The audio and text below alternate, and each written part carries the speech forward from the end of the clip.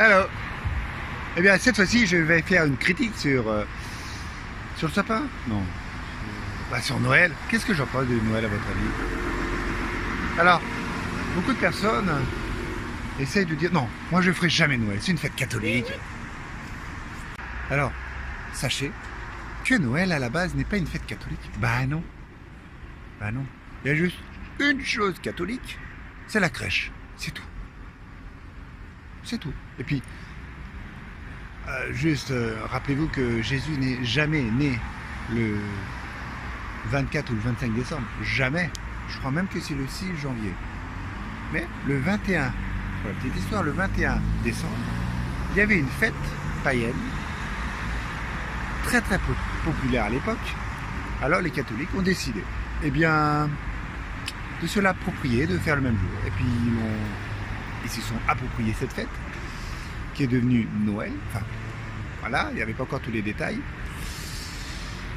Et après, c'est devenu le 24 et le 25. Enfin, plus le 25. Voilà pour la petite histoire. Vous voulez que je vous en raconte d'autres sur Noël? C'est ce que je vais faire. Nous allons commencer par le sapin. Eh bien, le sapin, il n'y a pas toujours eu la tradition du sapin. C'est vrai que maintenant, on achète un sapin au début décembre. Fin novembre, début décembre. Nous, je sais, on l'achète aux alentours du 1er, voire même le 1er si cela est possible. Et ensuite, le week-end juste après, ou pendant ce week-end, eh bien, on le décore. Et pendant tout le mois de décembre, il y a cet arbre. Et un an. Et pendant à peu près une semaine après, le nouvel an. Enfin, à la fin des vacances, on défait le sapin. Qu'on met à recycler, bien sûr. Nous sommes écologiques, ou pas. Alors, maintenant, la tradition du sapin. Est-ce que ça a toujours été le cas? Ben non. Ça remonte seulement à 3 à 4 siècles. Parfois même de sapins.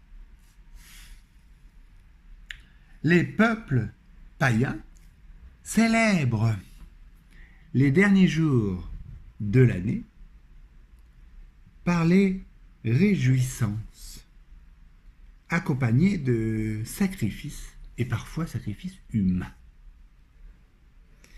au pied d'arbres consacrés, bien sûr, et en Scandinave du Nord, lors des fêtes de Yule, j'espère que je prononce bien, à la fin de décembre, célébrant le retour de la terre vers le soleil. On plantait devant la maison un sapin, auquel on attachait des torches et des rubans de couleur, les ancêtres des fameuses guirlandes de notre époque. Alors, j'ai toujours dit que Noël n'était pas forcément une fête catholique. Mais il y a. Ça, voilà, il y a. Alors, il y a notamment la crèche. Parce que vous savez, souvent, cette religion, eh bien, essaye d'être un peu partout. Parce que, souvenez-vous quand même qu'au début, la religion catholique était une secte. C'était considéré comme une secte. N'oubliez pas cela. Alors, parlons un peu des crèches. Dès le premier temps de la christianisme, la grotte où naquit le Christ devint l'objet de culte, de pèlerinage.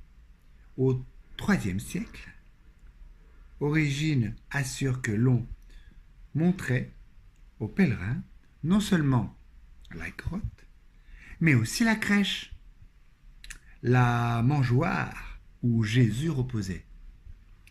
2 siècles plus tard, saint Jérôme déplorait les changements survenus. Ah, s'il m'était donné seulement de voir la crèche où reposait le Seigneur.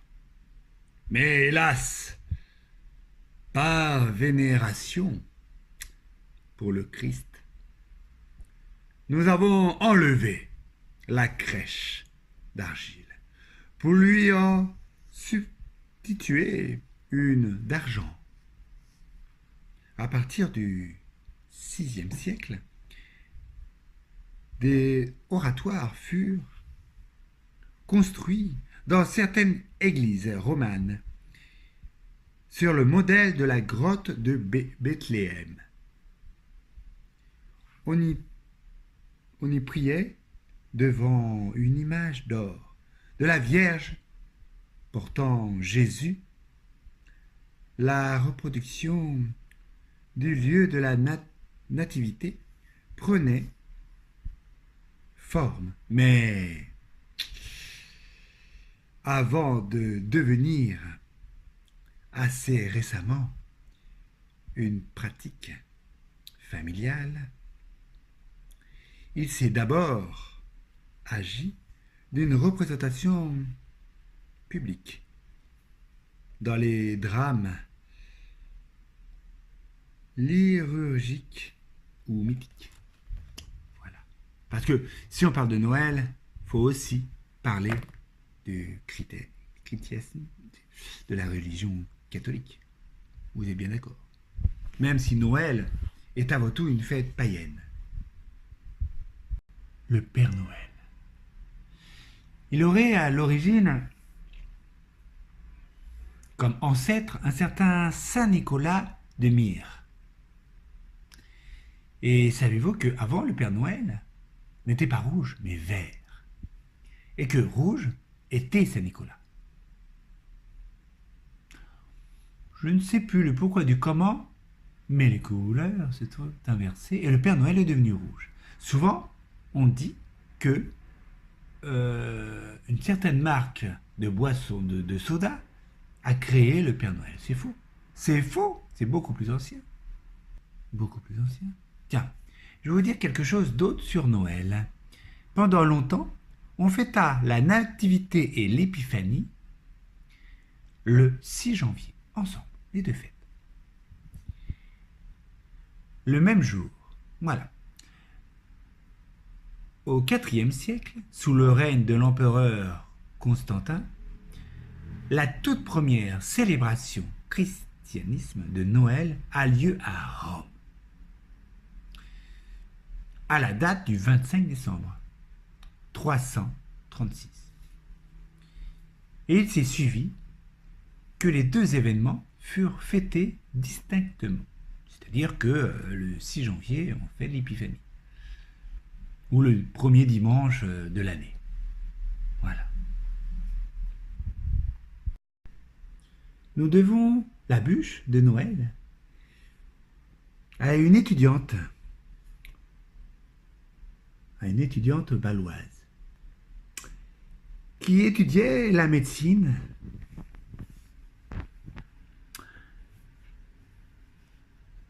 à Uzès. Je ne sais pas où c'est. Le 24 décembre, c'est elle qui le dit, hein. Le 24 décembre au soir de Noël, au moment de la tombée de la nuit, je vis placer sur le feu un grand morceau de bois que dans leur langue, ils nommaient cassioc, c'est-à-dire couvre-feu. Et voilà. Et je vous ai parlé des choses les plus, on va dire, importantes de Noël. La crèche, mais le sapin, le Père Noël et la bûche. Il y a encore d'autres choses. Pourquoi on met des boules sur le sapin? Pourquoi des guirlandes? Pourquoi ceci? Pourquoi cela? Alors, je vous invite à vous documenter dans des livres ou bien sur Internet, si vous avez la flemme d'aller à la médiathèque. Sinon, je vous donne à toutes et à tous rendez-vous pour une prochaine critique. Et je vous souhaite, si ce n'est pas déjà fait, un joyeux Noël.